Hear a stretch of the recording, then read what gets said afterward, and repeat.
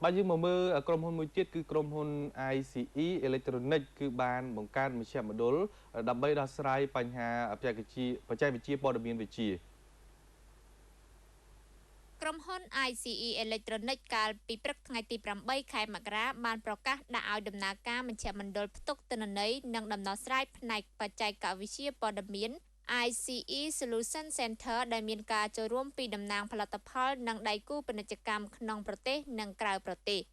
តំណាងក្រុមហ៊ុន ICE Electronic បានឲ្យដឹងថា